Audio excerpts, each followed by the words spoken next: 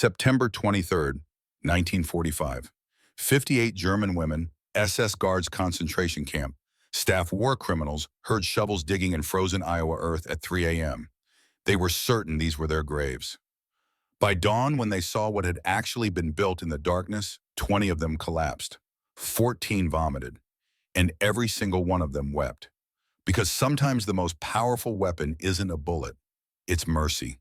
And what the Americans were digging that night would change not just these women's lives, but their children's, their grandchildren's, and the meaning of justice itself. 2:47 a.m. at Fort Des Moines, Iowa. The pencil trembled in Oberscharführerin Margareta Hoffman's hand as she wrote in her hidden diary, the only possession she had managed to conceal from the American inspectors during 6 months of processing. "They're digging our graves," she wrote. "After everything, this is how it ends." The sound had started 17 minutes earlier. Metal striking frozen earth, rhythmic and purposeful, echoing off the wooden barracks walls in the pre-dawn darkness. Temperature 34 degrees Fahrenheit. The first hard frost of autumn crystallizing on the windows of Building 7, where 58 German women lay awake in triple-tier bunks, listening to what they were certain were the final preparations for their execution. Margareta pressed her face against the gap in the wooden wall planks, straining to see through the compound's darkness. Searchlights swept the perimeter on their standard rotation, but the digging sounds came from the northwest corner, an undeveloped section of Fort Des Moines that had remained empty since the women's arrival in June. She counted the rhythm, 6 shovels, possibly 8. Mechanical equipment rumbling in the background. A diesel engine's distinctive growl, wooden boards being unloaded from trucks. American voices giving orders in casual tones, occasionally laughing. The laughter was what terrified her most. In the bunk below, 19-year-old Greta Schreiber clutched a small piece of fabric to her chest, a hidden scrap of her Hitler Youth scarf she had managed to keep through 6 months of American captivity. Her father, Wehrmacht General Klaus Schreiber, had been executed by Soviet forces in July. Her mother and 2 younger sisters had vanished somewhere in the Soviet zone, almost certainly dead. Greta had built her entire identity on National Socialist ideology, and even now, 4 months after Germany's surrender, she remained convinced of its righteousness. But she wasn't convinced she would see morning. "They're building gallows," she whispered to the darkness. "The Nuremberg trials start in November. They've decided to execute us before winter." Across the narrow aisle between bunks, Dr. Ilse Werner's hands shook violently as she gripped her thin blanket. At 41, she had been one of the Wehrmacht's few female physicians performing amputations without anesthesia during the final months of the war when medical supplies had vanished. Her medical license had been revoked during American processing. Her hands, which had once performed delicate surgery with concert pianist precision, now trembled constantly from morphine withdrawal. She had been an addict since 1943, when the only way to sleep after 18-hour shifts in field hospitals was pharmaceutical oblivion. The digging sounds brought back memories of mass graves she had witnessed, bodies stacked in pits, lime scattered over the dead, earth pushed back over evidence. "Gas chambers," Dr. Werner said, her voice barely audible. "They're constructing them below ground level, like we built it." She stopped. No one spoke openly about the camps, even here, even among themselves. 52-year-old Frieda Koch sat upright in her bunk, rosary beads moving through her fingers in mechanical repetition. She had been a cook at Dachau concentration camp for 3 years. Just cooking food, she told herself, and anyone who asked. I didn't know what was happening in other parts of the camp. This was a lie she had told so many times she almost believed it. The smells from the crematorium had reached the kitchens daily. Everyone knew her 3 sons were somewhere in occupied Germany. Wilhelm, 10 years old, Heinrich, 8, Otto, 6. She had sent them away from Berlin in March 1945, fleeing the Soviet advance in different directions. The International Red Cross had no information about their whereabouts, no information about whether they were alive. Frieda had not slept more than 3 hours consecutively in 127 days. The digging continued. 3:15 a.m. new sounds joined the symphony of metal on frozen earth. Hydraulic hiss of mechanical equipment. Not just shovels now, but excavation machinery.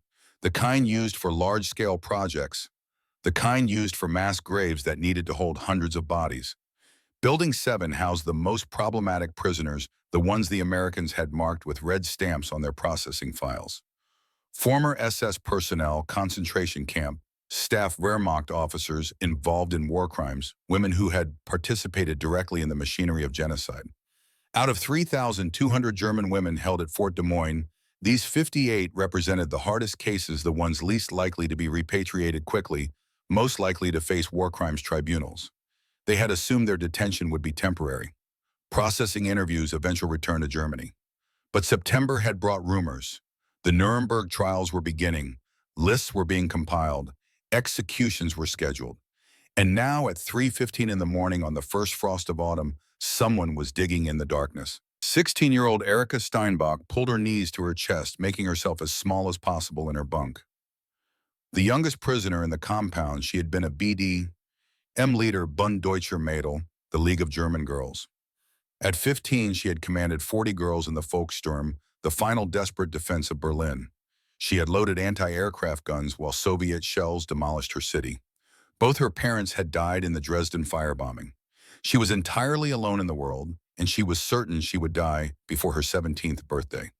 The only person in Building 7 who wasn't terrified was Inge Müller, and that was because Inge had been on both sides of German imprisonment. At 37, she had been arrested by the Nazis in 1943 for communist resistance activities. She had spent 2 years in Ravensbrück concentration camp in Block 17, where medical experiments were conducted on prisoners. Her guard during those 2 years had been Oberscharführerin Margareta Hoffmann, the same woman now lying in a bunk 12 feet away, waiting for American execution. Inge spoke perfect English. She had lived in Chicago from 1928 to 1933, working in factories, organizing labor unions, believing in the American promise of democracy, before returning to Germany to fight fascism. The Americans had detained her through administrative error, categorizing her as a Nazi collaborator because she had been found in a work camp at war's end. 6 months of bureaucratic processing had failed to correct the mistake. She had stopped trying to explain. In a few months, they would realize their error and release her. Until then, she waited. And unlike the others, Inge did not believe the Americans were digging graves. "Americans don't execute prisoners at midnight," she said quietly, addressing the darkness of Building 7. "The Geneva Convention prohibits it. Americans follow their rules." "Geneva Convention." Greta spat the words. "You think they care about rules? Look what they did to Dresden, to Hamburg, to Berlin. Burned cities full of civilians. And you think they won't execute 58 guards? They documented every bombing raid," Inge replied. "They followed their rules even when dropping fire. That's the difference between them and us. We abandoned rules. They never did." Margareta said nothing. She had supervised Block 17 at Ravensbrück, where Dr. Karl Klauberg performed sterilization experiments on women. Watched it happen. Filed the paperwork documenting it. Done nothing to stop it. If the Americans were digging her grave, it was justice, not murder. 4:17 a.m. The digging sounds changed. The excavation phase seemed complete. Now came the sound of concrete mixing, the mechanical churn of cement tumbling in a portable mixer. Concrete meant foundations. Foundations meant structures. But structures for what? Hannah Reich, 24 years old, her face and arms covered in burn scars from a plane crash during Berlin's final defense, pressed her ruined hands against her face. She had been a Luftwaffe test pilot, flying experimental jets that reached speeds beyond imagination. She had crashed during a combat mission in April, pulling herself from burning wreckage with 40% of her body severely burned. American medics had saved her life with treatments unavailable in Germany. Penicillin, this miracle drug she had only heard rumors about, freely used on an enemy combatant. Now they would execute her after saving her. The irony was unbearable. 4:30 a.m. brought another shift change. The women could hear American guards changing posts, their casual conversation floating across the compound. No tension in their voices, no urgency. One guard laughed at something, another whistled. A radio played Glenn Miller's "In the Mood," the swing rhythms incongruous with the digging sounds that continued beyond the barracks. Dr. Werner, her medical training allowing her to maintain some analytical distance, despite her terror, noted the guards' behavior carefully. If they were preparing executions, the guards would show stress. They would be tense. "These men are relaxed, or they're desensitized," Margareta said. "They've done this before. It's routine to them." Or Inge insisted this is construction, not preparation for death. 4:43 a.m. The digging stopped. Equipment shut down with mechanical finality. Truck engines started, drove away. The worksite went silent. Dawn was scheduled for 6:47 a.m., 1 hour until whatever had been prepared in darkness would be revealed in light. Building 7 had not slept. Some women had written final letters to families they would never find. Others had confessed their crimes to each other in whispered conversations, seeking absolution from fellow sinners. Margareta had written in her diary, "If this is justice, I accept it.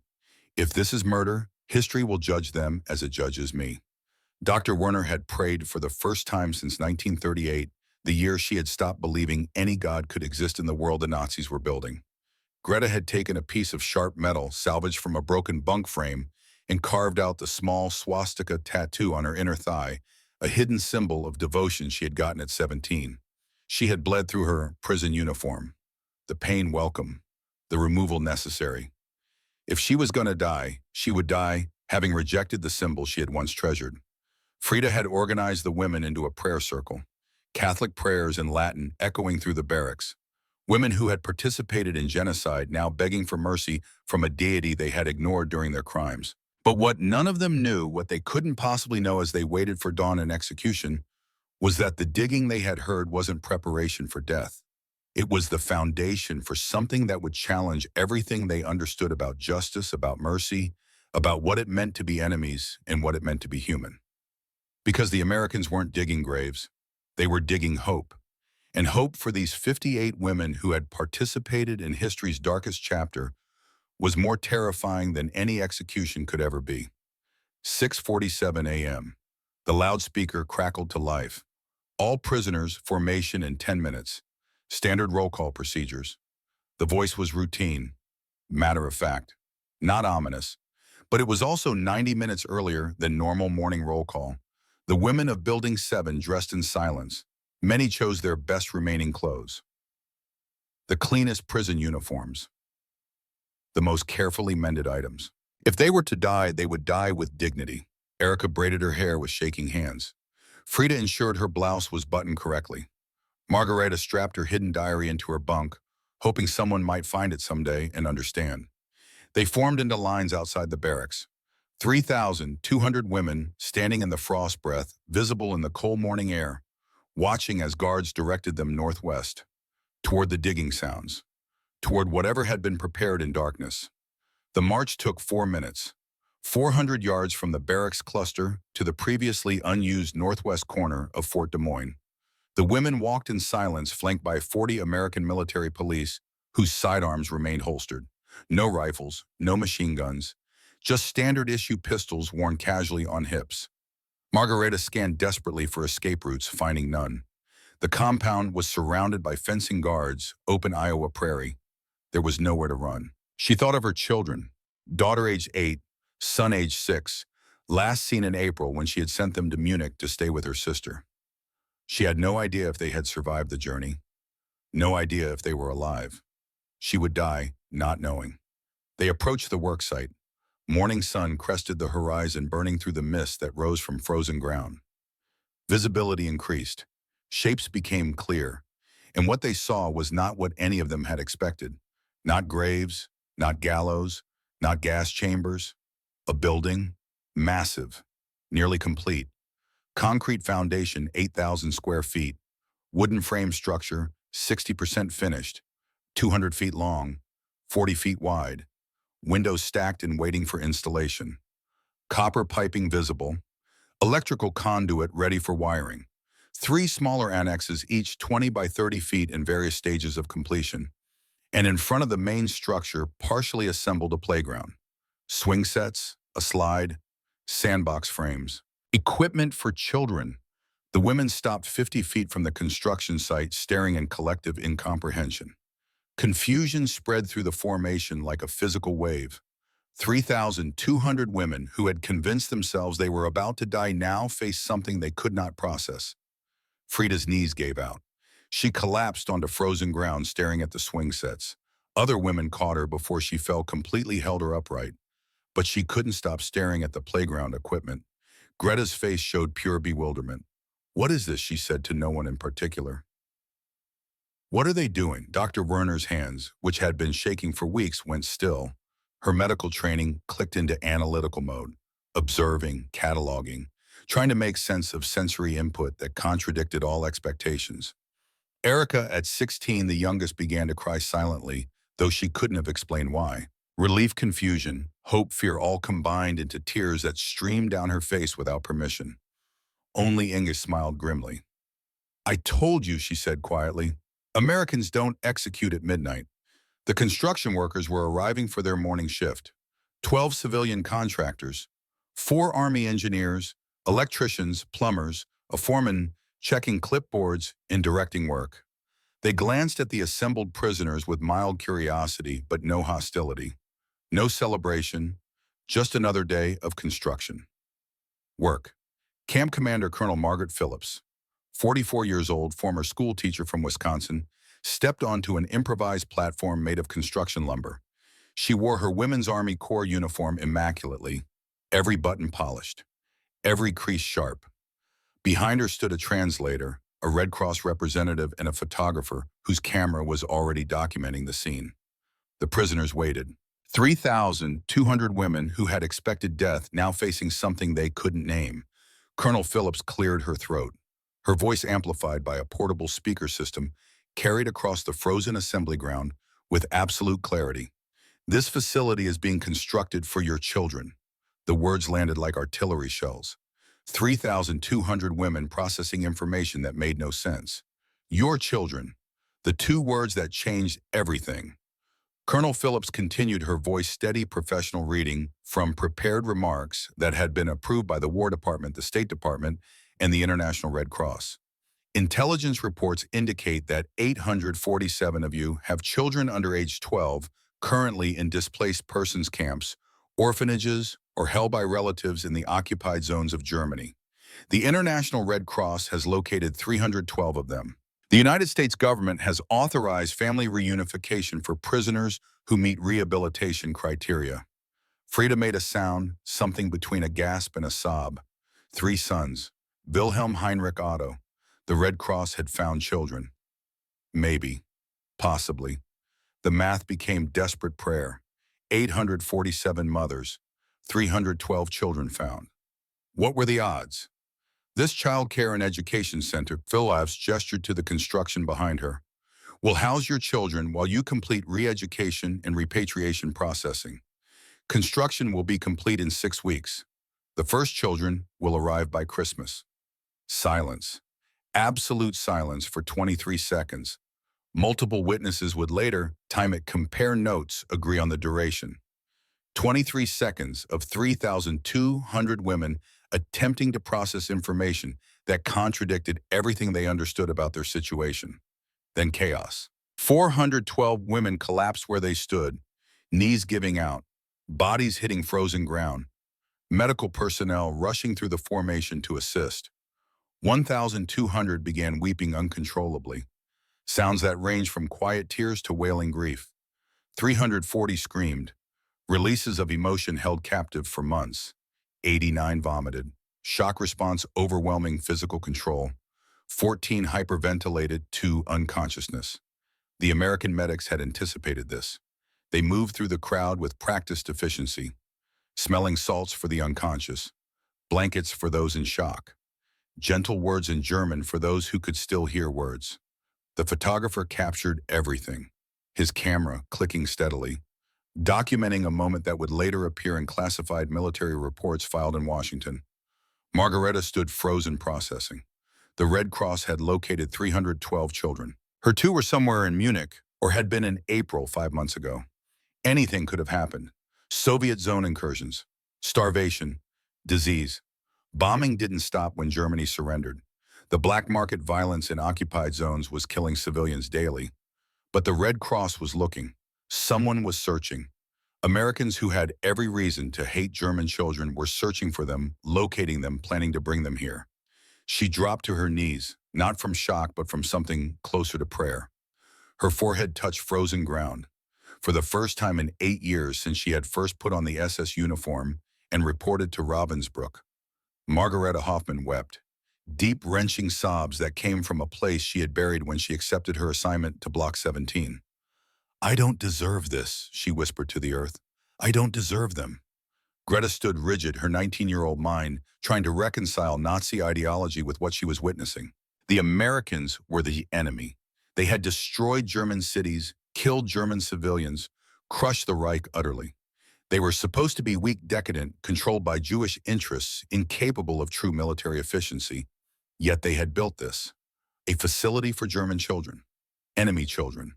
The children of women who had fought against them, believed in their destruction, participated in genocide.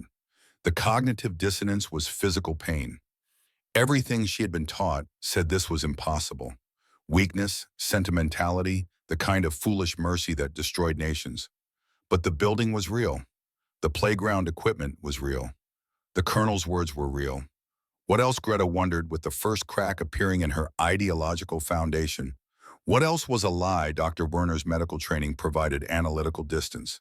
She observed the collective breakdown with clinical precision, even as her own hands finally stopped shaking for the first time in weeks. Shock response, trauma release, cognitive recalibration, the human mind protecting itself by surrendering to emotion when rational processing fails. But she also felt something she hadn't experienced since before the war. Hope, not for herself. She had no children, but for the women around her. For Frida, who might see her sons. For the younger women who might rebuild families. For the possibility that not everything was lost. Erica at 16 watched the mothers collapse and felt profound loneliness mixed with unexpected hope. She had no children. She had no family. Both parents dead. No siblings, no extended relatives she knew of. This facility being built would not reunite her with anyone. But they were building it anyway. These Americans who were supposed to be monsters were building a playground for German children. The Hitler Youth had taught her that Americans were weak because they valued individual life over collective strength. That they were decadent because they allowed freedom instead of demanding obedience. That they were contemptible because they showed mercy to enemies. She looked at the swing sets and thought, if this is weakness, what does strength mean? Colonel Phillips waited for the chaos to subside. It took 11 minutes. Gradually, the weeping quieted. The unconscious were revived. The formation, broken by collapse, reformed into something approximating order. The prisoners stood, sat, or leaned on each other. All attention focused forward. You will have questions, Phillips said. I will answer what I can. The questions came in German, shouted from the formation, desperate and overlapping. The translator struggled to keep pace. Phillips waited, letting the wave of questions crest and break, then addressed them systematically. How many children have been found? Someone shouted. Margareta recognized the voice as belonging to Katharina Weiss, a prisoner from Building 4. 312 confirmed locations, Phillips answered. 535 still being searched for. The International Red Cross is working with occupation authorities in all 4 zones, American, British, French, and Soviet. Success rate is improving weekly. Hope and anxiety in equal measure. 312 found, 535 still lost. 33 confirmed dead, though Phillips didn't mention that number. No need to add grief to this moment. What are the conditions? This question came from multiple prisoners simultaneously. What must we do? Phillips consulted her notes. Complete denazification interviews. Participate in re-education programs. Demonstrate fitness for parenting. Agree to repatriation terms. War crime suspects will be evaluated individually. The last statement sent ripples through Building 7's contingent. War crime suspects. Women like Margareta. Like the SS guards. Like the concentration camp staff. Would they be excluded? Executed instead of reunited. Margareta didn't ask. She was afraid of the answer. When will they arrive? Frida's voice barely audible but carrying desperate hope. Construction completion in 6 weeks. First children arrive December 15th if weather permits. Groups of 20 to 30 children weekly thereafter. December 15th, 83 days away. Frida began counting immediately. 83 days until she might see Wilhelm Heinrich Otto. 83 days of waiting, hoping, praying. She had survived 6 months of captivity. She could survive 83 more days. What if our children are in the Soviet zone? The question everyone with family in the Eastern Territories feared asking. Negotiations ongoing, Phillips admitted. Soviet cooperation is limited but improving. Some success stories. Translation, maybe, possibly. Don't hope too much. The Soviet zone was where Germans disappeared, where the Red Cross had minimal access, where children vanished into orphanages and work camps and mass graves. Greta's siblings were in the Soviet zone. She knew they were dead, had accepted Asana, but the tiny possibility that someone was looking, that Americans were negotiating with Soviets for German children, it created a hope she didn't want and couldn't suppress. What about those of us without children? This from a younger prisoner, maybe 20, voice shaking. This facility will also serve as an education center for all prisoners, Phillips explained. English classes, vocational training, parenting workshops for mothers, general education for younger prisoners. Everyone benefits. Inclusion, not just for mothers, for all of them. The building represented more than reunion. It represented the possibility of future, of learning, of becoming something other than defeated enemies waiting for judgment. Who pays for this? The question revealed the depth of confusion. Why would Americans spend money, resources, time on enemy children? United States government. International Red Cross contributions. Some private donations from American church groups. Donations. American civilians who had lost sons and husbands to German forces were donating money to help German children. The information didn't compute. It violated everything they had been taught about American weakness, about Christian hypocrisy, about the fundamental nature of enemies. Margareta forced herself to ask the question that terrified her: what if we did terrible things, war crimes? Do we still qualify? Phillips looked directly at Building 7, where the hardest cases stood, individual cases reviewed, war crime suspects excluded from program pending trial, others considered case by case. Truth and cooperation matter. Not an exclusion, a possibility. Truth and cooperation. Confession might matter. Honesty might create opportunity. Margareta made a decision in that moment that would cost her everything and save what remained of her soul. Greta asked the question that cut to the heart of everything. Why are you doing this? We are your enemies. Colonel Phillips paused. Her answer would be quoted in historical records, cited in academic papers, referenced in reconciliation studies for decades. The children are not our enemies. They are victims of this war, same as any children. This is about them, not about you. The distinction was profound. The women were enemies, guilty, complicit, defeated. But the children were victims, innocent, deserving of mercy not because they earned it, but because they existed. This separation of guilt from generation of parents, from children, of individual responsibility, from collective punishment, represented a philosophy fundamentally opposed to everything Nazi ideology had taught. The Reich had preached collective racial guilt, inherited sin, multi-generational punishment for the crimes of inferior peoples. America was offering the opposite: individual judgment, generational mercy, the possibility of redemption through truth. The formation stood in silence, processing. 3,200 women confronting the demolition of everything they thought they understood about their enemies, their situation, their future. And in that silence, as morning sun burned away the frost and illuminated the half-built structure behind Colonel Phillips, something shifted. Not forgiveness. These women had done things that could never be forgiven. Not absolution. Their crimes were documented, witnessed, undeniable. But possibility. The smallest crack in the certainty of damnation. The faintest light suggesting that maybe, just maybe, the ending had not yet been written. Margareta looked at the playground equipment and made her choice. She would confess everything. Every detail of Block 17. Every experiment she had witnessed. Every report she had filed. Every moment she had stood by and done nothing while women screamed in medical laboratories. She would tell the truth, knowing it would almost certainly mean trial and execution. But her children, if they were found, would know their mother had chosen honesty over survival. They would know that in the end, she had tried to be worthy of them. Greta looked at the swing sets and felt her ideological certainty crumble. If the Americans were weak, if mercy was foolishness, if the Führer's teachings were absolute truth, then this building could not exist. But it did exist, which meant everything else she believed deserved questioning. Dr. Werner looked at her steady hands and recognized the first step of a very long journey.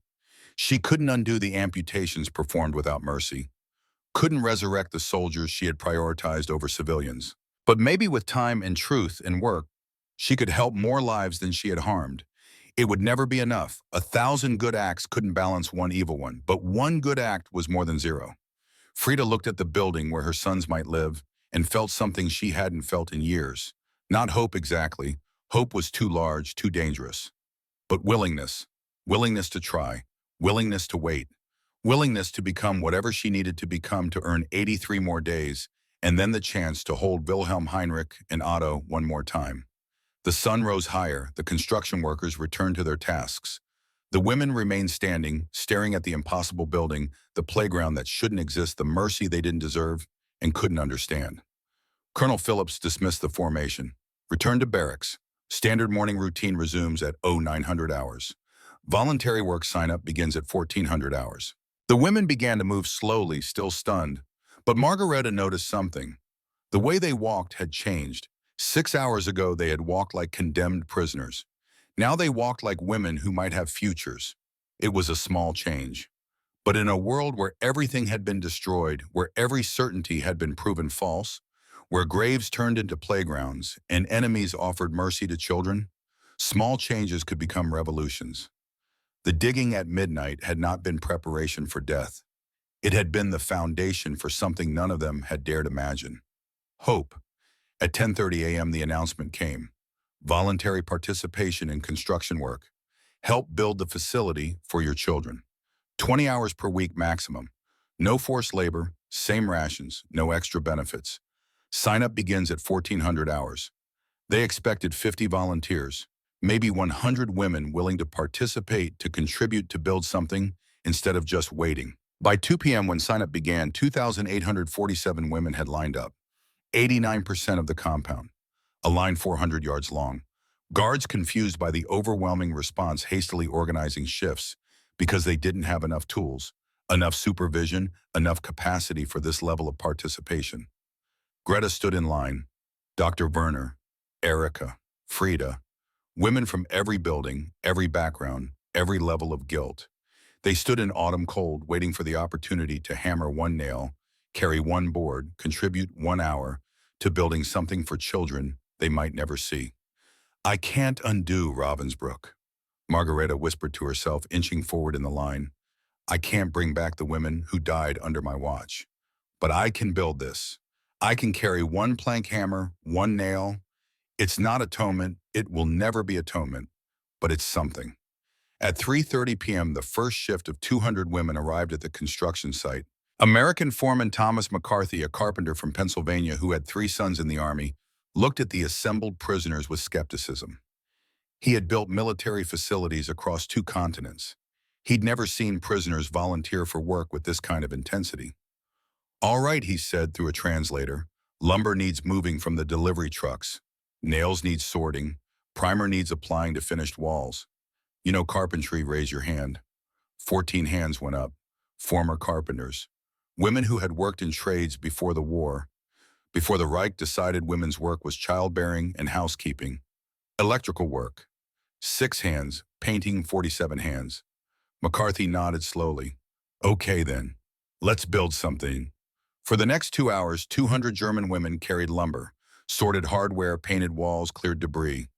They worked in silence, at first concentration and emotion preventing conversation. The sound was hammers, saws, breathing, boards sliding into place. McCarthy watched a woman who looked to be in her 50s, carrying boards with precision, placing them exactly where his crew indicated, checking measurements before setting them down. You've done this before, he said to the translator. My father was a carpenter, Frida responded. I learned young. Good work, McCarthy said simply. It was the first compliment Frida had received in 6 months. She felt herself begin to cry and forced it down. There would be time for tears later. Now there was building. By 5 o'clock p.m., when the shift ended, the women had accomplished 40 linear feet of wall framing. McCarthy reported to Colonel Phillips. They work like it's their own homes, never seen prisoners work this hard voluntarily. The women returned to their barracks, exhausted, paint-stained, covered in sawdust and concrete dust. Their hands hurt. Their backs ached. They were filthy and tired. And they slept that night better than they had slept in months. Because for the first time since capture, Since surrender, since the final collapse of everything they had believed in, they had built something instead of destroying something. They had contributed to creation instead of participating in annihilation. Margareta wrote in her diary before sleep claimed her. Today I carried boards for a building I may never see completed, for children who may never come to me. But I carried them. And tomorrow I will carry more. It is something. In a life of nothing, something is everything. But what none of them knew, what they couldn't possibly know, as they drifted into exhausted sleep, was that their moment of fragile hope was about to be tested. Because mercy, real mercy, isn't given once in a dramatic gesture. It's tested, challenged, and proven through crisis after crisis after crisis. And the first crisis was coming. September 26, day 3 of construction, 2:17 p.m. 2. The accident happened during a routine lumber delivery. A pallet of 2x8s being unloaded from a flatbed truck. The forklift operator, a young private named Daniel Torres from New Mexico, misjudged the weight distribution. The pallet shifted. 800 pounds of lumber avalanched sideways. Inga Muller, working below, had exactly 1.5 seconds to react. She shoved 2 younger women clear, took the full impact herself. 4 2x8 planks, each 12 feet long, each weighing approximately 23 pounds. Total impact force, sufficient to crush ribs, collapse lungs, cause internal bleeding, severe enough to kill within hours without immediate surgical intervention. She went down hard, didn't scream, just made a sound like air escaping from a punctured tire. Then silence. Dr. Werner was 30 feet away painting window trim on the main structure. She heard the crash, saw Inga on the ground, saw the spreading pool of blood, and felt 12 years of medical training override 6 months of morphine withdrawal and psychological collapse. She ran, not walked, ran, dropped to her knees beside Ing, fingers already checking, pulse checking, breathing, checking for the specific signs of internal hemorrhage she had seen hundreds of times in field hospitals. Rib fractures multiple, she said in English, then repeated in German for the gathering crowd. Probable lung collapse, internal bleeding. She needs surgery. Now. American medics arrived within 90 seconds. 2 corpsmen with a stretcher and a basic field kit. They assessed, quickly confirmed Werner's diagnosis, radioed for the camp's medical officer. Captain James Holloway, Army Medical Corps, arrived 4 minutes later. 41 years old veteran of North Africa and Italy, a surgeon who had performed battlefield medicine under conditions that would have broken most men. He took one look at Inga, listened to Werner's rapid-fire assessment in accented English, and made a decision that would define everything that followed. You, he said, pointing at Werner. You're a doctor. I was. Wehrmacht Medical Corps. My license was revoked. Can you assist in emergency surgery? Werner's hands, steady now for 3 days, began shaking again. Not from withdrawal, from the weight of what was being offered. Permission to practice medicine again.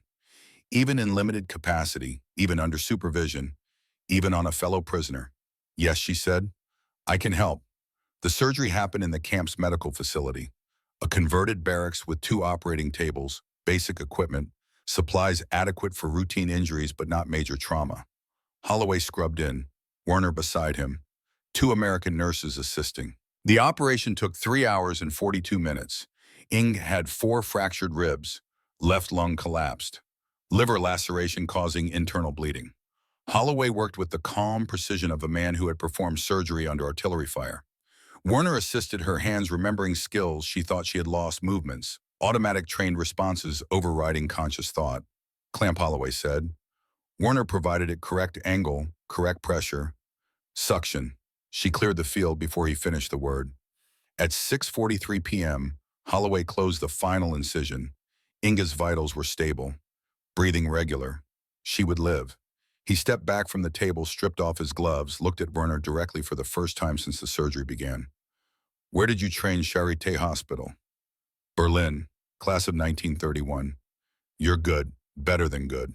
Why the hell were you working Wehrmacht field hospitals instead of teaching surgery? Because in 1933, I believed the Reich would make Germany great again. By the time I realized what it actually was, I was too addicted to morphine to care anymore. The honesty stopped Holloway cold. He had expected excuses, justifications, the usual prisoner deflections. Not this blunt acknowledgement of failure and complicity. "You saved her life today," he said finally. "I watched hundreds die because I made wrong choices. One life saved doesn't balance that ledger." No, Holloway agreed, it doesn't. But it's one more than zero, and tomorrow you can make it two, he made a note in his log. Recommend Dr. Ilse Werner for supervised medical duties. Then he left Werner standing in the operating room covered in Inga's blood, holding surgical instruments she had thought she would never touch again, feeling something she hadn't felt since before the war. Purpose, not redemption. She had no illusions about deserving redemption, but purpose. The possibility that her skills could still serve life instead of death. That the hands which had performed amputations without mercy might with time and truth and work help more lives than they had harmed. It would never be enough. 1,000 good acts couldn't balance one evil one. But one good act was more than zero. And zero was where she had been living for 6 years. The accident changed something in the compound. The American medics had worked to save a German prisoner's life with the same urgency they would have shown for one of their own. Captain Holloway had trusted a former enemy doctor to assist in life-saving surgery. Dr. Werner had proven worthy of that trust. The message was clear. The Americans weren't just offering mercy as a concept. They were living it as a practice, day after day, crisis after crisis, even when it was difficult, even when it would have been easier to let an enemy die. But if the accident had tested mercy through medicine, the next crisis would test it through politics. And politics, unlike surgery, rarely had clear right answers. October 2nd, the letter arrived at Colonel Phillips' office at 11:23 a.m. Official War Department stationery, marked urgent, from the office of Congressman Howard T. Miller, Republican Ohio Chairman of the House Committee on Military Affairs. Phillips read it twice, then called her executive officer, Major Robert Chen, into her office. "We have a problem," she said, handing him the letter. Chen read silently. His expression darkened with each paragraph. The letter detailed a complaint filed by Sergeant First Class William Murphy, 42 years old combat veteran of Normandy, and the Battle of the Bulge, currently assigned to Fort Des Moines as security chief. Murphy had lost both his sons in European combat. Private First Class Daniel Murphy killed at Omaha Beach, June 6, 1944. Corporal James Murphy killed in the Ardennes Forest, December 18, 1944. In his official complaint to Congressman Miller, his representative Sergeant Murphy had written, "We are building playgrounds for the children of SS Guards while my sons lie in graves in France and Belgium. We are reuniting enemy families while American families remain broken forever. This is not justice. This is betrayal of every man who died fighting these people." Congressman Miller's letter was clear. Suspend the reunification program pending full congressional review. Prepare detailed justification for expenditure of taxpayer funds on enemy welfare. Provide complete list of prisoners involved with special attention to war crime suspects. Investigation to begin October 15, 13 days away. Chen set the letter down carefully. Murphy has every right to his grief. Both his sons. He stopped. "I don't know how anyone survives that. He has every right to his grief," Phillips agreed, "but not to dictate policy based on it." The reunification program was approved at the highest levels. War Department, State Department, and International Red Cross. This isn't some local commander making unauthorized decisions. Congressional committee can override anything, Chen said, especially with public opinion behind them.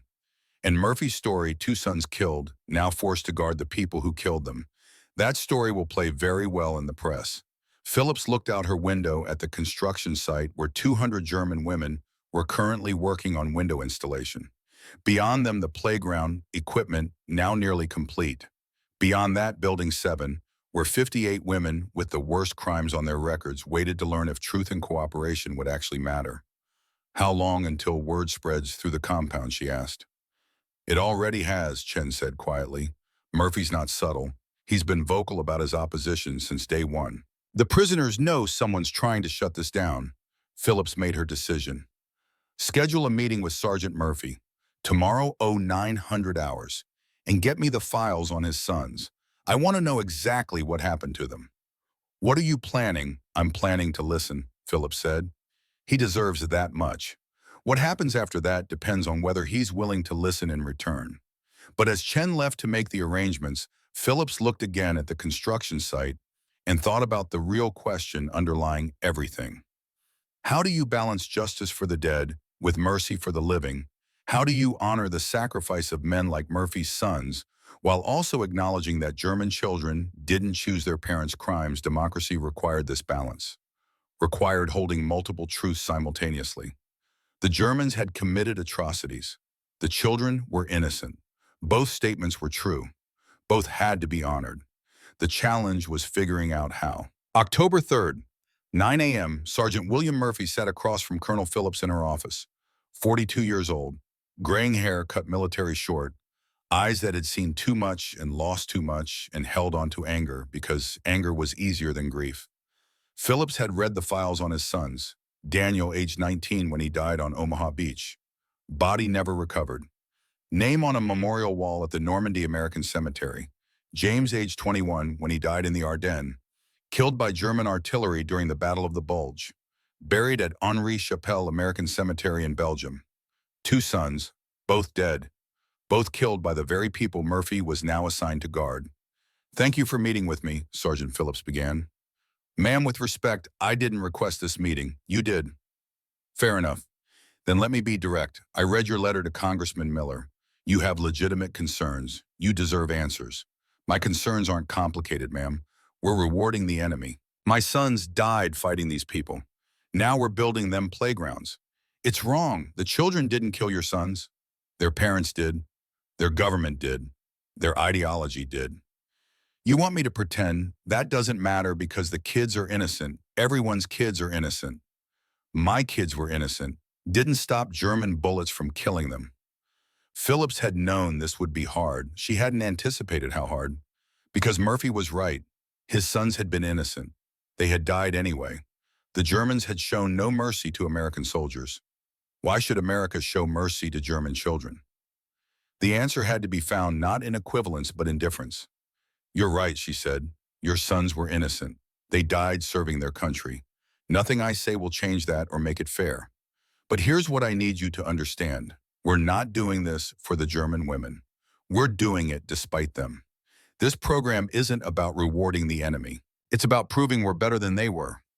Murphy's jaw tightened. Better than they were. "Ma'am, I watched those Dachau footage films. I know what they did. Being better than that is a pretty low bar." "It is," Phillips agreed. "But it's a bar they failed to clear.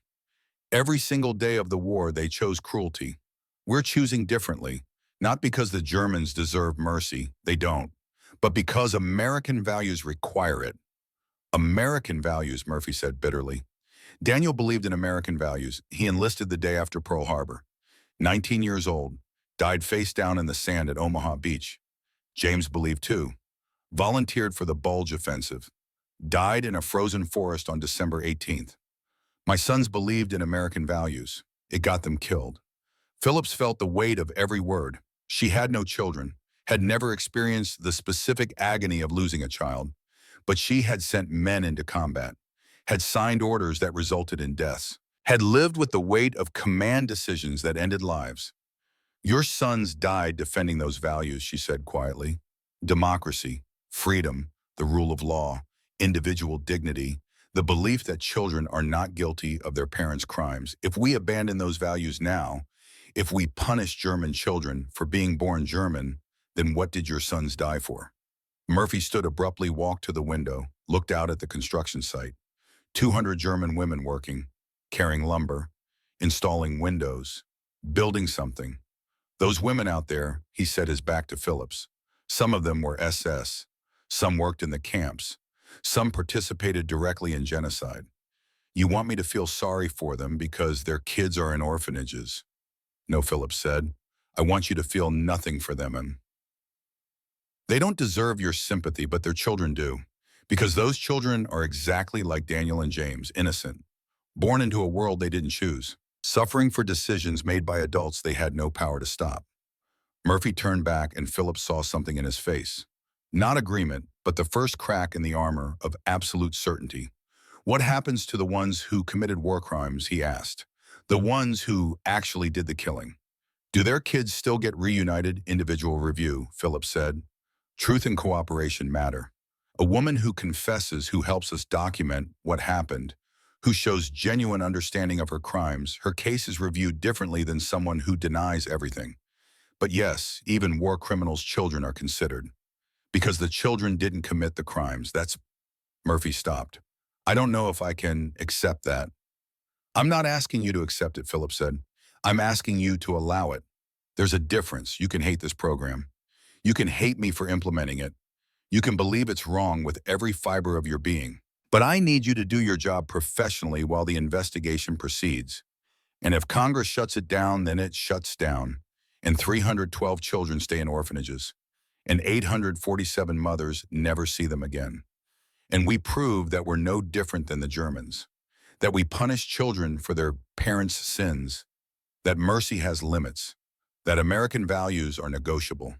Murphy was silent for long seconds. Outside, the sound of construction continued. Hammers, saws, women building a future they might never see. I'll do my job, he said finally. I won't sabotage the program, but I won't support it either.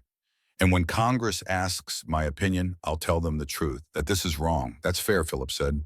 That's all I ask. After Murphy left, Major Chen entered. He'd been waiting outside. How did it go? He won't interfere, Philip said. He also won't help. And he'll testify against us when the investigation starts. So we bought 13 days. 13 days, Phillips confirmed. And in those 13 days, we need to prove this program works. We need documentation, success stories, evidence that reunification actually rehabilitates. Because if Congress shuts us down, it won't be because we failed. It will be because we didn't prove success fast enough. Chen nodded. I'll start compiling reports. But Colonel, even if we prove it works, even if we document everything perfectly, Murphy's story still resonates. 2 dead sons, that's powerful. I know Philip said, which is why we need something equally powerful on the other side. We need the women themselves to prove this matters, not through our reports, through their actions. But neither Phillips nor Chen knew that across the compound in Building 7, Margareta Hoffman had already made a decision that would provide exactly the testimony they needed. She had simply been waiting for the right moment to act on it. October 4th. Margareta requested a meeting with the War Crimes Investigation Unit. The request itself was unusual. Prisoners typically avoided investigators. They certainly didn't volunteer for interviews. But Margareta had made her choice on September 23rd, watching the playground equipment being revealed. She had simply needed 3 days to find the courage to follow through. The interview took place in a small office in the administration building. Present were Captain Lawrence Hartman, War Crimes Investigation Division, a stenographer and a translator, though Margareta spoke functional English. Hartman began with standard questions. Name, rank, service record. Margareta answered mechanically. Then came the question that mattered. Mrs. Hoffman, you requested this interview. Why? Because I want to confess, Margareta said in English, then repeated in German to ensure clarity. I want to tell you everything I did at Ravensbrück, everything I witnessed, everything I failed to stop. Hartman had conducted 372 war crimes interviews. Most prisoners denied everything. Some admitted minor infractions. A handful acknowledged serious crimes but claimed they were following orders. Almost none volunteered confessions. You understand, he said carefully, that anything you say can be used in war crimes proceedings against you. That confession may result in tribunal and potential execution. I understand. You also understand that remaining silent is your right, that you're not required to incriminate yourself. I understand. I'm choosing to speak anyway. Hartman glanced at the stenographer, who nodded readiness, then back to Margareta. Go ahead. What followed was 4 hours and 17 minutes of detailed testimony. Margareta described her assignment to Ravensbrück in 1943, her initial duties, the gradual realization of what was happening in Block 17, the medical experiments conducted by Dr. Karl Kloberg, the women subjected to sterilization procedures without consent, the documentation she filed, the reports she wrote, the nothing she did to stop it. She named names, provided dates, described procedures with medical precision she had learned from reading the reports she processed. She held nothing back. At one point, Hartman stopped her. Mrs. Hoffman, you're aware that this testimony will almost certainly result in tribunal. Yes, and that the likely outcome is conviction. Yes, then why confess? Margareta looked directly at him. Because my children are 8 and 6 years old. They're somewhere in Munich. Maybe alive. Maybe dead. If the Red Cross finds them, if they're brought here, I want them to know their mother told the truth. I want them to know that in the end, I chose honesty over survival. They deserve a mother who confessed even if she's executed for it. Better that than a mother who lied to save herself. The statement was so unexpected, so contrary to every prisoner interview Hartman had conducted, that he had to pause the proceedings for 10 minutes to process it. When they resumed, Margareta continued. She described Inga Mueller currently recovering from surgery in the camp medical facility. Described Inga as a prisoner at Ravensbrück. Described the experiments Inga had survived. Described her own role as the guard who had documented Inga's suffering and done nothing to prevent it. The woman you're describing, Hartman said, checking his notes. Inga Mueller, she's here at Fort Des Moines. Yes, Building 7. She was arrested by your forces as a suspected collaborator. But she's not. She was a victim, a political prisoner. She should be released. You're testifying on behalf of someone you helped in prison. I'm testifying to the truth. Inga Mueller is innocent. I am guilty. Both statements are facts. The interview concluded at 3:34 p.m. Hartman had 17 pages of stenographic notes. Margareta had sealed her fate. Tribunal would be scheduled. Verdict was all but certain. Sentence would likely be significant prison time, possibly execution, depending on the tribunal's interpretation of her complicity. Before she was escorted back to Building 7, Hartman asked one final question. Was it worth it, this confession? Knowing what it will cost you, Margareta considered. Ask me again when my children arrive. If they arrive, if they know I told the truth, then I'll know if it was worth it. That evening, word spread through the compound. Margareta had confessed. Detailed confession. Full cooperation. Likely tribunal. The reaction split along predictable lines. Some prisoners thought she was a fool, throwing away her life for abstract concepts like truth and honesty. Better to deny everything, they argued. Make the Americans prove it. Maybe get lucky. Others saw it differently. Saw a woman making the only choice that allowed her to face her children with something resembling dignity. Saw someone who understood that survival without honor was just a slower form of death. In Building 7, Greta Schreiber sat on her bunk processing. Margareta's confession was the opposite of everything Nazi ideology had taught. The Reich valued strength, survival, loyalty to the collective over individual morality. Confession was weakness. Truth was negotiable. Honor meant dying for the Führer, not admitting guilt to enemies. But Margareta had chosen truth over survival, had chosen her children's respect over her own life, had chosen individual morality over collective loyalty. And that choice, Greta realized with growing clarity, represented a form of strength the Reich had never understood. The strength to admit failure. The strength to accept consequences. The strength to value truth more than continuation. It was a strength that required more courage than dying in battle. Because dying in battle was momentary, this was choosing a lifetime of consequences for one moment of honesty. Greta pulled out the journal she had been keeping. Wrote in German, Margareta confessed today. They will likely execute her. She did it anyway. The Führer taught that strength was never surrendering. Margareta taught that strength is surrendering to truth. I'm beginning to understand which lesson is correct. Across the compound, Dr. Werner worked her shift in the medical facility. Inga was recovering well. Vitals stable, no infection. She would be transferred to regular barracks within a week. You saved my life, Inga said in German, her first full sentence since the surgery. Captain Holloway saved your life, Werner corrected. I just assisted. Inga smiled weakly. Same hands that filed reports while I screamed in Block 17. Same hands that saved me 3 days ago. Which are you, the guard or the doctor? Werner had no answer. She was both. Would always be both. The guard who had participated in evil. The doctor who had saved a life. Both were true. Both would remain true forever. I don't know, she admitted. I'm trying to be more of the second than the first. That's all I can do. It's more than most try, Inga said. Then Margareta confessed. I heard the nurses talking. Yes, about Ravensbrück. Yes, about me. Werner nodded. She didn't have to, Inga said. She could have stayed silent. Let me stay classified as a collaborator. Saved herself. She chose truth instead. Inga was quiet for a moment. Then, tell her something for me. Tell her I don't forgive her. I can't. What happened in Block 17 can't be forgiven. But tell her I recognize what she did today. And that recognition is more than she had any right to expect. Werner delivered the message that evening. Margareta received it in silence. She hadn't expected forgiveness, hadn't sought it. Recognition was more than she deserved, more than she had hoped for. But the crisis building in the background, the congressional investigation, Sergeant Murphy's opposition, the political pressure to shut down the program, that crisis didn't care about individual redemption stories. It cared about public opinion, political pressure, and the question that would define everything. Should America show mercy to the children of enemies? October 15th arrived faster than anyone wanted. The congressional investigation team consisted of 3 members: Congressman Howard Miller, Republican, Ohio; Senator Patricia Dawson, Democrat, Massachusetts; and Brigadier General Thomas Sterling, U.S. Army, retired, serving as military advisor. They arrived at 9 a.m., toured the facility, interviewed staff, reviewed documentation. At 2 p.m., they called Sergeant Murphy to testify. Murphy told his story with devastating simplicity.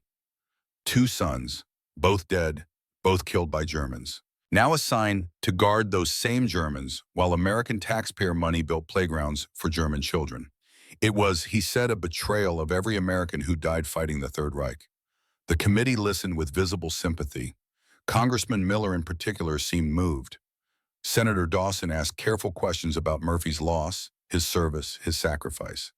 At 4 p.m. they called Colonel Phillips. She presented documentation, success rates in re-education, cooperation levels, testimonials from International Red Cross representatives, statistics on children located and families reunited. It was professional, thorough, well-organized. It was also abstract.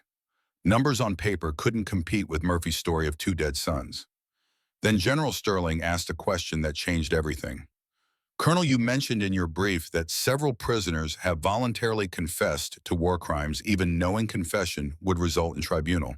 Can you elaborate on that? Phillips seized the opportunity. Yes, sir. We've had 14 prisoners voluntarily confess to various levels of war crimes participation. Most significantly, Oberscharführerin Margareta Hoffmann, former SS guard at Ravensbrück concentration camp, provided detailed testimony about medical experiments conducted at that facility. Her confession will result in tribunal and likely conviction. Why would she confess knowing that she has 2 children, ages 8 and 6, currently missing in the Munich area? She stated, and I quote, "I want them to know their mother told the truth. I want them to know that in the end, I chose honesty over survival." The room went silent.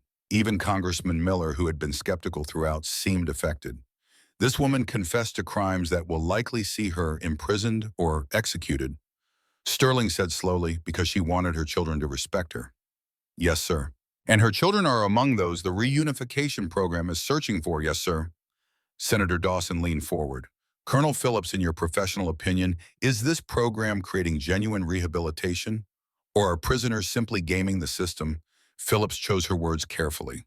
Senator, I've commanded this facility for 8 months. I've seen every form of manipulation prisoners employ. Lies, half-truths, strategic cooperation designed to improve their situation. What Margareta Hoffmann did wasn't manipulation. She confessed to crimes we couldn't have proven without her testimony. She provided evidence that will be used against her. She did it because she believed truth mattered more than survival. That's not gaming the system. That's genuine transformation. General Sterling made a note. I'd like to interview this prisoner. Can that be arranged? Yes, sir. The interview took place at 6 p.m. in a private conference room. Present were General Sterling, Senator Dawson, a translator, and Margareta. Congressman Miller had excused himself, citing another engagement. Margareta entered wearing her standard prison uniform, clean but worn. She sat when directed, answered questions in careful English, supplemented by German when her vocabulary failed. Sterling began gently. Mrs. Hoffmann, you understand this is not a tribunal. This is an investigative interview. You're not required to answer, I understand. Colonel Phillips informed us that you voluntarily confessed to war crimes, is that correct? Yes. Why, Margareta had answered this question before, but each time she spoke it, the words carried more weight. Because my children deserve to know their mother told the truth. Because I participated in terrible things at Ravensbrück. Because I was guilty, and guilt that remains hidden is guilt that grows. I wanted to stop growing it. Senator Dawson spoke next. You know your confession will likely result in conviction? Yes. Possibly execution. I hope not. I hope for prison, for time to become someone worthy of my children's forgiveness. But if execution is the verdict, I accept it. And Tom, Sterling studied her for a long moment. In your confession, you described your friend, or rather a former prisoner, you guarded Inga Muller. You testified that she was wrongly classified as a collaborator. Yes, you provided evidence that will exonerate her, even though that evidence also implicates you more deeply. Margareta nodded. Inga Muller was a political prisoner. She was tortured in Block 17. She is innocent. I was her guard. I am guilty. Both are facts. You're aware, Sterling said slowly, that in most war crimes cases, prisoners protect each other, that they coordinate stories to minimize individual guilt. I am aware. Yet you chose to tell the truth even when it hurt you and helped someone else. Yes. Why? Because the truth is the truth, regardless of who it helps or hurts. The answer was so simple, so direct, so contrary to the cynical calculations Sterling had seen in hundreds of war crimes cases that he had to pause. Senator Dawson asked the final question. Mrs. Hoffman, if your children are found, if they're brought here, what will you tell them about what you did during the war? I will tell them I was a guard at Ravensbrück, that I witnessed terrible things, that I did nothing to stop them, that I was guilty, that I confessed, that I was punished, and that I hope someday they can forgive me. But I will not lie to them. Not ever again. The interview concluded at 6:34 p.m. Margareta was escorted back to Building 7. The committee convened in private session. General Sterling spoke first. I've investigated war crimes for 3 years. I've interviewed hundreds of suspects. Most deny everything. Some admit minor infractions. A handful confess under pressure. I have never in 3 years encountered someone who voluntarily confessed knowing it would result in conviction and did so purely because she wanted to face her children honestly. Senator Dawson nodded. That woman's transformation is real. Whether the program caused it or simply enabled it, I cannot say.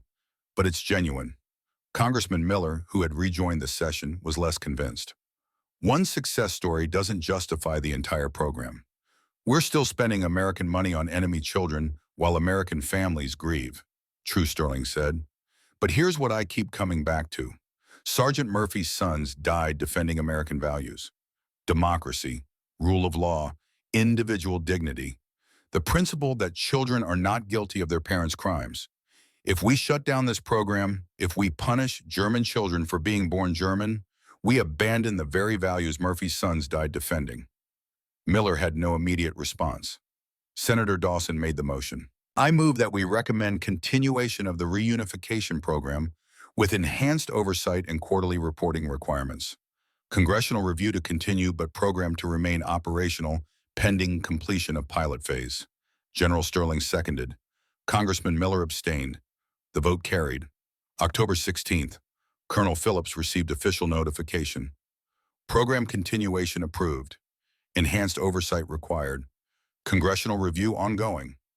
But operational authority maintained. She called Major Chen into her office. We won.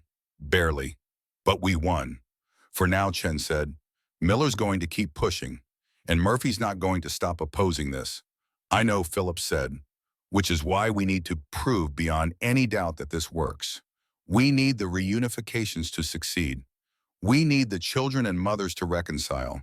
We need transformation to be documented, verified, undeniable. The first children arrived December 15th, Chen noted, 7 weeks away. A lot can happen in 7 weeks. Then we make sure what happens is positive, Phillips said. But across the compound in Building 7, Margareta wrote in her diary, the tribunal is scheduled for November 8th, 3 weeks away. I will tell them everything. I will accept their judgment. And I will hope that somewhere in Munich, 2 children who bear my name will one day understand why their mother chose truth over survival. The building continued. The crisis had passed. The program survived. But the hardest test, the reunification itself, whether mothers and children could actually rebuild bonds broken by war and genocide and separation, that test was still to come. And for 58 women in Building 7, for 847 mothers across the compound, for 312 children scattered across occupied Germany, the question remained. Could mercy actually work? Or was it just a beautiful idea that would shatter against the reality of trauma, grief, and the unbridgeable distance between those who had committed atrocities and those who deserved better than the parents they'd been given? The answer was 7 weeks away, and nobody knew if hope would survive that long. November 8th, the tribunal convened at 9 a.m. in a converted classroom in the administration building. Present were 3 military judges, a prosecutor, a defense counsel appointed by the Army, a stenographer, and Margareta Hoffman, who wore the cleanest prison uniform she could assemble and sat with her hands folded in her lap.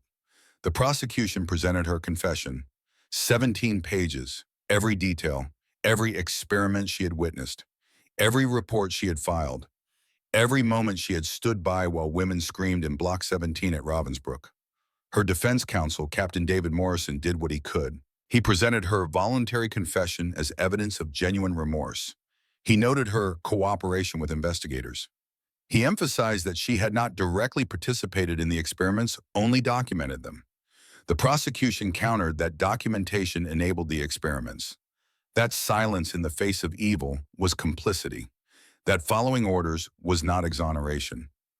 Margareta was asked if she wished to speak. She stood. "I was guilty then," she said in careful English. "I am guilty now. I will be guilty forever. I do not ask for mercy for myself. I ask only that if my children are found, they be told I confessed, that I chose truth, that in the end I tried to be worthy of them." She sat down. The tribunal recessed. Deliberations took 47 minutes. The verdict, guilty on all counts of complicity in war crimes. The sentence, 12 years imprisonment, eligible for parole after 8 years with good behavior. Conditioned children permitted monthly visits if reunification occurs. It was more than Margareta had hoped for. Less than she deserved, she believed, but it meant she might possibly see her children grow up, might possibly earn their forgiveness before she died. She returned to Building 7 that evening. The other women knew the verdict. Some congratulated her on avoiding execution. Others said nothing, processing their own fear of upcoming tribunals. Greta approached her after dinner. "You told the truth and they didn't execute you." "They didn't execute me," Margareta confirmed. "They gave me 12 years. But you're alive, and your children can visit." "Yes." Greta sat on the edge of Margareta's bunk. "The Reich taught that confession was weakness, that enemies would use truth against you, that survival required deception. The Reich taught many lies," Margareta said quietly. "I'm beginning to understand that," Greta admitted. "Then I'm going to confess too. I commanded a Hitler Youth unit that shot down an American bomber. 3 crew members died. I justified it as military necessity, but they were just doing their jobs, same as I was doing mine. I need to tell the truth about it. It will mean tribunal," Margareta warned.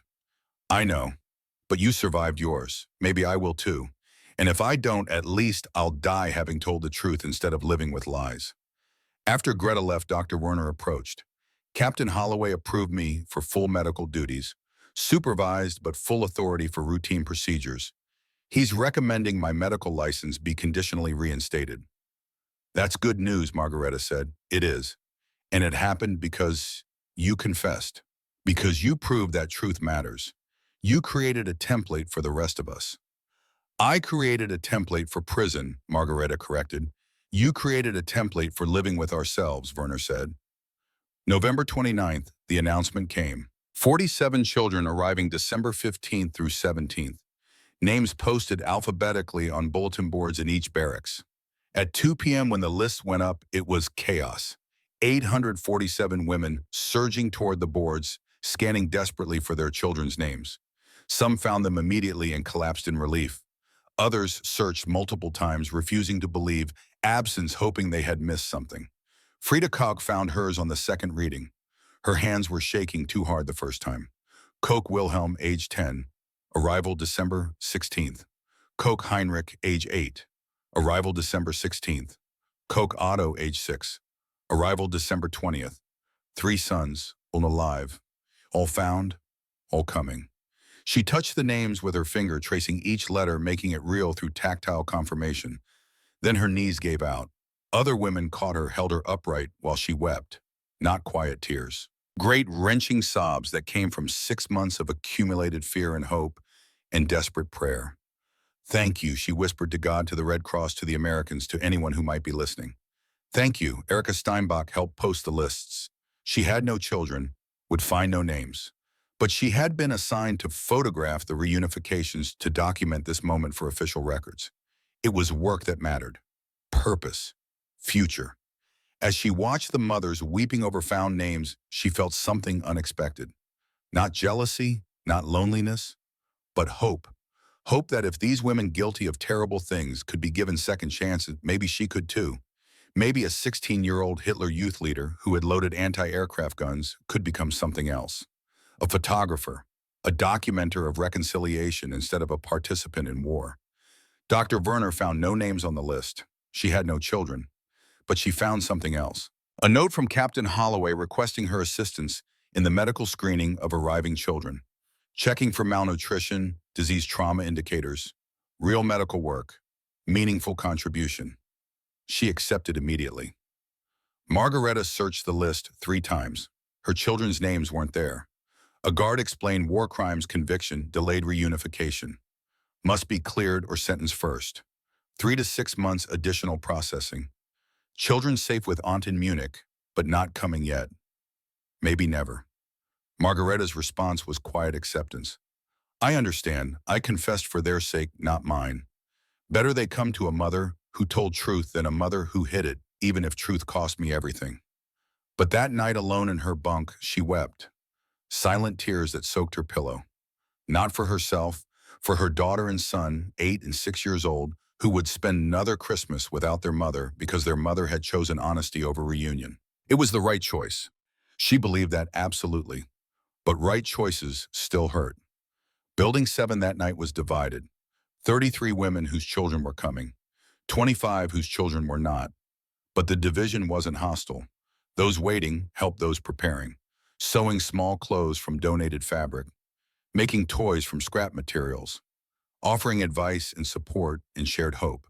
Because they were no longer just prisoners. They were mothers preparing for reunification. And that shared identity transcended individual circumstances. December 10th, 5 days before the first arrivals. The preparation intensified. Parenting workshops daily. Mrs. Helen Kowalski, Red Cross child psychologist, taught with devastating honesty. Your children have survived trauma. Bombing, hunger, displacement, possibly abuse. Some won't recognize you. Some will be angry. Some will be withdrawn. This is normal. You don't need to be perfect parents. You need to be present ones. Frida raised her hand. What if they hate me for leaving, for surviving? Then you love them anyway, Kowalski answered. You show up anyway. You earn their trust back however long it takes. Love isn't a feeling you demand from them. It's a commitment you make to them. The workshop covered practical skills, nutrition on limited rations, education in destroyed systems, emotional support with limited resources. And the topic none of them wanted to face: how to talk to your children about what you did in the war. They will ask, Kowalski said. Maybe not today, maybe not for years, but they will ask. You need an answer. It doesn't have to be complete. It has to be honest. Children forgive many things. They don't forgive lies. That night, Frida practiced what she would tell her sons. I was a cook at Dachau. I told myself I didn't know what was happening in other parts of the camp. But I did know. The smell from the crematorium reached the kitchens every day. I knew and I did nothing. I was guilty. I'm sorry. I will spend the rest of my life trying to be worthy of your forgiveness. The words were inadequate. The truth was unbearable. But it was truth. And truth she had learned from Margareta was the only foundation on which to rebuild anything. December 15th, 9:17 a.m. 3 Army buses rolled through Fort Des Moines gates carrying 47 children ages 4 through 11. Frida Koch stood with 32 other mothers in a designated reunion area. The Americans had organized this carefully. Structured, supervised, medical personnel on standby, photographers documenting, translators available. Everything planned to minimize trauma and maximize success. But no amount of planning could prepare anyone for the emotional reality of mothers seeing children they thought lost forever. The bus doors opened, children descended one at a time, names called, mothers stepping forward. Koch Wilhelm, Koch Heinrich. Two boys descended together, the older holding the younger's hand. Thin but healthy, wary but alive. Wearing clean clothes provided by the Red Cross. Carrying small bags with their few possessions. Frida dropped to her knees, eye level, making herself smaller, less threatening. Wilhelm Heinrich, it's Mutti. Wilhelm, age 10, stared. Recognition delayed by 8 months of separation. The last time he'd seen his mother was marching chaos in Berlin, collapsing around them. She had put him and Heinrich on a train with strangers promised to follow, never arrived. You left us, he said, not a greeting, an accusation. Frida absorbed it, deserved it, accepted it. I know, I'm sorry. I sent you away to save you. Then everything collapsed. I was captured. I searched it every day. But I'm here now. Where were you? Heinrich asked. He had been 5 when they parted. Now 8. Old enough to remember. Old enough to feel abandoned. Here, in America, as a prisoner. But I searched for you every day. Every single day. Wilhelm's resistance crumbled. The 10-year-old who had protected his brother through 8 months of orphanage life, who had convinced himself his mother was dead, that carefully constructed armor broke. He ran to Frida, Heinrich following. All three on frozen ground holding each other, making sounds that weren't words because words couldn't contain what they were feeling. 4 minutes they held each other before any could speak. The photographer Erica captured it from respectful distance. The image would later appear in Life magazine. Reunion at Fort Des Moines. Across the reunion area, 33 similar scenes played out. Some immediate, some delayed, some joyful, some complicated. Each one unique. Each one proof that mercy, real mercy, looked like this. Messy, emotional, imperfect, human. But not all reunions were simple.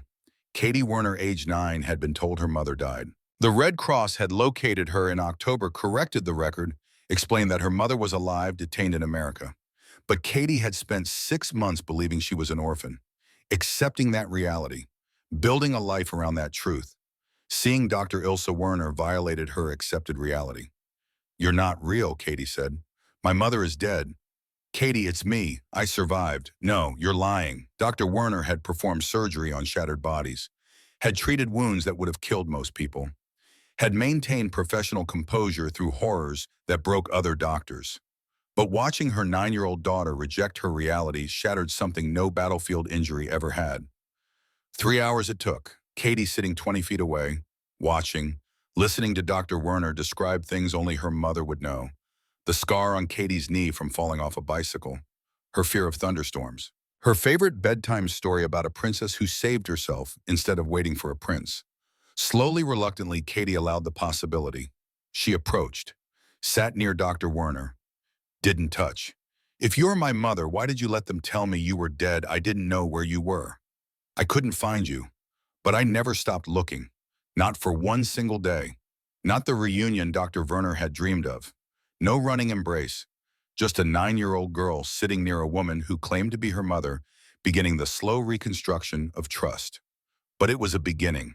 And beginning was more than Dr. Werner had believed possible 6 months ago. December 16th brought Wilhelm and Heinrich Koch's first full day at Fort Des Moines. Frida showed them the building she had helped construct, pointed out boards she had carried, windows she had helped install, the playground equipment she had tested. We built this for you, she explained. All the mothers. We wanted you to have somewhere safe. Wilhelm ran his hand along a wall frame. You built this with your hands, yes. Why? Because you deserved it. Because even though I had done terrible things, you deserve something good. What terrible things? Wilhelm asked. The question Kowalski had warned would come. Frida had practiced her answer. But practicing and actually speaking truth to your 10-year-old son were entirely different. I worked at a camp, a place where bad things happen. I told myself I didn't know. But I did know. I was guilty. I'm serving time as punishment. but I wanted to build something good for you before I finish my sentence. Are you a bad person? Heinrich asked. 8 years old, needing clear answers in a world that had given him nothing but confusion. I did bad things, Frida answered. I'm trying to be better. That's all I can say. Wilhelm considered this. Then, can we swing on the swings you helped build? Yes, Frida said, relief flooding through her. Yes, we can. They spent an hour on the playground, Wilhelm and Heinrich testing every piece of equipment, Frida watching, marveling that her sons were alive here, playing on swings she had helped install. It wasn't forgiveness. Not yet. Maybe never. But it was time together, and time together could become something. December 20th, Otto Koch arrived. Age 6, he didn't remember Frida clearly, called her the lady, but Frida didn't push. She showed him photos, told him stories, took him to the playground. After 10 minutes on adjacent swings, Otto said quietly, Oma said you were coming, but I didn't believe her. I'm here, Frida said, and I'm staying, I promise. Promise, I promise. Not recognition, not love, but the beginning of trust. And trust could become family. Across the compound, reunifications continued. Some succeeded immediately. Others struggled. 8 children didn't recognize mothers at all. Too young, too traumatized. The Americans had planned for this. Gradual reintroduction. Supervised time, medical support, patience. Because this wasn't just about reunion. It was about rehabilitation, about proving that families broken by war and ideology and genocide could be rebuilt through truth and time and the simple act of showing up day after day even when it was hard. Greta Schreiber's tribunal convened December 22nd. She confessed to commanding a Hitler Youth unit that engaged Allied aircraft, described the bomber they shot down, the 3 American crew members killed, acknowledged that she had celebrated their deaths at the time believing she was serving Germany. Verdict guilty, sentenced 6 years imprisonment. She accepted it without protest. Returned to Building 7. Wrote in her journal, I was guilty, I am guilty, I will be guilty, but at least now I am guilty honestly. And honesty is the first step toward becoming someone different. January 1946. The facility reached operational capacity. 312 children, 847 mothers, a small city of reconciliation in rural Iowa. School classes began, bilingual curriculum, German and English, American teachers working alongside German mothers who had teaching experience. The irony wasn't lost on anyone. Former Hitler Youth leaders teaching alongside American educators. Former SS guards helping children learn democratic values. Former concentration camp staff participating in rehabilitation programs. But the Americans had made a calculated decision. Rehabilitation required participation, required responsibility, required the guilty to become teachers of better values even if they had once taught terrible ones. Colonel Phillips watched from her office window as Greta Schreiber, 19-year-old former Hitler Youth leader, currently serving 6 years for war crimes, helped a group of 7-year-olds with their English homework. The cognitive dissonance was profound, but it was also the point. Transformation didn't happen through punishment alone. It happened through being given responsibility and proving worthy of you. February 3rd, Margareta received notification. Her children had been located. Her daughter Anna, age 8, her son Klaus, age 6, currently with her sister in Munich. Medical screening complete. Psychological evaluation pending. Expected arrival late March, pending final tribunal approval. 3 months away. Margareta had been sentenced to 12 years. Her children would be allowed monthly visits. It was more than she deserved, more than she had hoped for. She wrote to them immediately, a letter the Red Cross would deliver, explaining, apologizing, promising to tell them everything when they arrived, promising never to lie, promising to spend the rest of her life earning the right to be their mother again. March 15th, additional children arrived, 83 more. The facility expanded, more barracks converted, more teachers hired, more mothers reunited. The success rate varied. 67% of reunifications succeeded immediately. 28% required extensive support but showed progress. 5% failed completely, children too traumatized or mothers too damaged. The Americans documented everything. Success and failure, progress and setback. Because this wasn't just an experiment in mercy. It was a test of whether reconciliation was possible after total war. March 28th. Anna and Klaus Hoffman arrived on the afternoon bus. Margareta waited with 20 other mothers whose children were on the same transport. The bus doors opened. Children descended. Margareta saw her daughter first, 8 years old, taller than she remembered, hair in braids, wearing a donated dress that didn't quite fit. Anna recognized her immediately. "Muti," she said. "Just that, nothing else." Then she ran. They collided in the middle of the reunion area. Margareta dropped to her knees, held her daughter, made sounds that weren't words. Anna held back just as hard. Klaus followed more slowly. 6 years old. He remembered her, but barely, approached cautiously. Anna pulled him in, all three together. "I'm sorry," Margareta whispered. "I'm so sorry. I did terrible things. I'm in prison for them. But I'm here now, and I'll tell you everything. The truth, always the truth." "Auntie said you were in trouble," Anna said. "She said you did bad things in the war. I did. I'll tell you about them when you're ready. I'll answer any question. I'll never lie to you, I promise." "Are you staying?" Klaus asked. "Or are you leaving again?" "I'm staying," Margareta said. "I'm in prison, but you can visit every month. I'll be here, I promise. I'll always be here." It wasn't perfect. It wasn't healing. Not yet. But it was honest. And honesty was the foundation for everything else. April through August, 1946.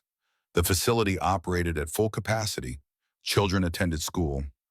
Mothers participated in re-education. Reunified families spent supervised time together. The Americans monitored everything, documented everything, prepared reports for Congress. Congressman Miller requested quarterly updates. Remained skeptical, but didn't push for shutdown. Sergeant Murphy continued his duties professionally. Never supported the program, never sabotaged it either. Maintained his belief that it was wrong while acknowledging that Congress had authorized it. The tension never resolved. Murphy's sons were still dead. German children were still being cared for with American resources. The philosophical question whether mercy to enemy children honored or betrayed American sacrifice remained unanswered. But the program continued. Children healed. Mothers transformed. Slowly, imperfectly, but measurably. Dr. Werner's medical license was conditionally reinstated in May.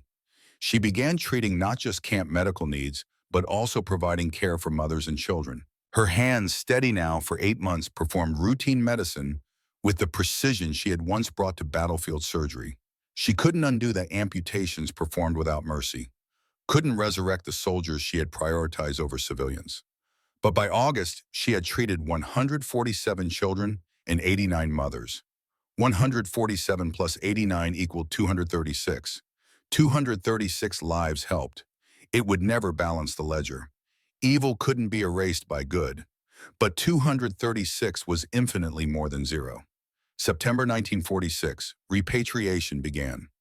Mothers who completed re-education, demonstrated rehabilitation, and maintained successful reunifications with children were approved for return to Germany. Frida Koch was among the first. Approved for repatriation, October 1st. Destination Munich. 3 sons coming with her. She had completed parenting workshops, demonstrated genuine understanding of her complicity at Dachau, shown consistent progress in rebuilding family bonds. Her final meeting with Colonel Phillips happened September 28th. "You gave me back my sons," Frida said, "and my humanity. I came expecting execution. I leave with everything I thought I'd lost." "You gave that to yourself," Phillips corrected. "We provided opportunity. You did the work." "What happens to the ones who don't make it?" Frida asked. "The ones whose children don't forgive, whose reunifications fail," Phillips was honest. "Some will be repatriated alone. Some will remain in detention longer. Some will face extended sentences. We can provide opportunity. We can't guarantee outcomes." "That's fair," Frida said. "Then thank you for everything." She left on October 1st. 3 sons, small bags. Return tickets to Munich. Uncertain future, but family intact. And family intact was more than she had believed possible 18 months ago. Greta Schreiber completed her sentence in February 1948. 21 years old, former Hitler youth leader, convicted war criminal. She had served 2 years of her 6-year sentence before being granted early release for exceptional rehabilitation. She left Fort Des Moines with a letter of recommendation from Colonel Phillips, a conditional educational visa to attend university in the United States, and a journal containing 3 years of documented ideological transformation. She would eventually earn a doctorate in political science, would teach about authoritarianism and democratic resistance, would spend her life explaining how she had been deceived and how she learned truth. Her conclusion, written in 1985 for an academic memoir, "The Reich taught certainty. America taught me to question. Questioning requires more courage than certainty ever did. I learned that courage in an Iowa prison camp where my enemies showed me mercy I didn't deserve and couldn't understand. That mercy saved me, not from prison, from myself." Dr. Ilse Werner repatriated in June 1947, her medical license fully reinstated. She established a pediatric practice in Munich, specialized in treating children of former Nazi Party members, children dealing with parental guilt and social stigma. Over 30 years, she treated more than 3,000 children, helped them understand that they were not guilty of their parents' crimes, helped them build identities separate from inherited shame. She never stopped counting. 3,000 children helped. It never balanced the ledger. She never claimed it did. But 3,000 was infinitely more than zero. Margareta Hoffman served 8 years of her 12-year sentence, released in 1953 with good behavior. Her children, Anna and Klaus, had visited monthly throughout her imprisonment, had learned the truth about Ravensbrück in stages, had struggled with it, had eventually accepted that their mother was both guilty and repentant, both failed and trying. They maintained relationship after her release, complicated, sometimes painful, but honest. And honesty, Margareta had learned, was the only foundation that could bear the weight of truth. She never claimed forgiveness, never believed she deserved it, but she received something more valuable than forgiveness. She received her children's time, their willingness to maintain contact, their acknowledgement that she had told truth and tried to be better. It was more than she had any right to expect, more than she believed possible when she heard shovels digging at midnight in September 1945. November 1985. 40th anniversary reunion. Fort Des Moines had been decommissioned as a military facility in 1976. The site now served as a community center. But for this one weekend, it became again what it had been, a place of reconciliation. 340 attendees, 87 former prisoners, 156 children, now adults, American staff, now elderly, third-generation descendants, people who existed because mercy had been shown 4 decades earlier. Frida Koch, 92 years old, spoke with 3 sons and 12 grandchildren present. "I came expecting death," she said in accented English, carefully practiced for this speech. "I found life, not because I deserved it, because Americans showed mercy to enemies. And that mercy didn't just save me, it saved my sons, and their children, and their children's children. 4 generations exist because someone decided children weren't guilty of their parents' crimes." Wilhelm Koch, 60 years old, added, "The Americans gave us time to become family again. That gift made everything possible. My mother did terrible things. She confessed. She served her sentence. She earned our forgiveness through decades of honesty. But none of that could have happened without this place, without the people who dug in frozen earth at midnight and built playgrounds instead of graves." Colonel Margaret Phillips, 84 years old, retired, concluded, "We did this because it was right. Those children didn't choose war, didn't choose their parents, didn't choose to be born German. Giving people a chance, especially people who seem least to deserve it, is the most powerful weapon democracy has. Not because it's soft, because it's strong enough to show mercy without abandoning justice." The memorial was dedicated at 3 p.m., a bronze sculpture, mother and child, inscription and From Enmity to Humanity, Fort Des Moines, 1945 to 1946. Beneath it, a plaque listing names, not the mothers, not the guards, not the guilty, the children. 312 names, the ones who had been found, the ones who had been reunited, the ones who had been given futures they didn't choose but deserved. As the ceremony concluded, as elderly women and grown children and third-generation descendants gathered for photographs, someone noticed Erika Steinbach, 76 years old, former Hitler Youth leader, current professional photographer, taking pictures from the edge of the crowd. Come join us, someone called. You're part of this story too. Erica hesitated, then stepped forward, into the group, into the photograph, into the permanent record, because she was part of this story. The girl who had expected to die at 16, who had found purpose documenting reconciliation, who had built a life from mercy she didn't deserve. They all had. The final photograph, the one that would appear in newspapers across America the next week, showed them all. Former prisoners and former guards, Americans and Germans, children grown into adults, grandchildren who existed because playgrounds were built instead of graves. It wasn't a perfect story. War crimes couldn't be erased. Genocide couldn't be undone. The dead remained dead. Sergeant Murphy's sons would never come home. But in September 1945, when 58 women heard shovels at midnight and believed they were hearing their graves being dug, they were wrong. Those shovels weren't digging death. They were digging foundation. Foundation for a building, for a playground, for reconciliation, for the radical idea that children of enemies could be separated from their parents' guilt. That mercy was strength, not weakness. That democracy meant holding multiple truths simultaneously. The guilty must be punished. The innocent must be protected. Both. Always both. The women who heard shovels at midnight found playgrounds at dawn. That revelation changed everything. Changed them. Changed their children. Changed the meaning of justice and mercy and what it meant to be enemies and what it meant to be human. Because someone had decided that even those who participated in history's darkest chapter could become builders instead of destroyers, could be given hammers instead of graves, could contribute to creation instead of continuing annihilation. The digging at midnight had terrified them. The revelation at dawn had saved them. And the legacy extended across generations. Proof that mercy is stronger than vengeance. That hope survives total defeat. That even those who deserve nothing can be given something. Not because they earned it, because mercy isn't about deserving. It's about choosing. Choosing to build instead of destroy. Choosing future over past. Choosing possibility over certainty. On November 15, 1985, as the sun set over the Fort Des Moines Memorial, as 340 people who existed because of a choice made 4 decades earlier prepared to depart, someone placed a single flower at the base of the bronze sculpture. White rose, symbol of peace, symbol of innocence, symbol of the children who had been saved, not because their parents deserved saving, but because children never deserved to be punished for crimes they didn't commit.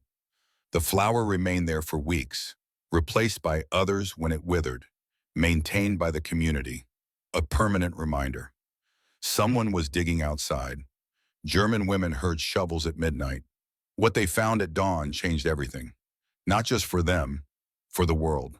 The digging had terrified them. The revelation had saved them.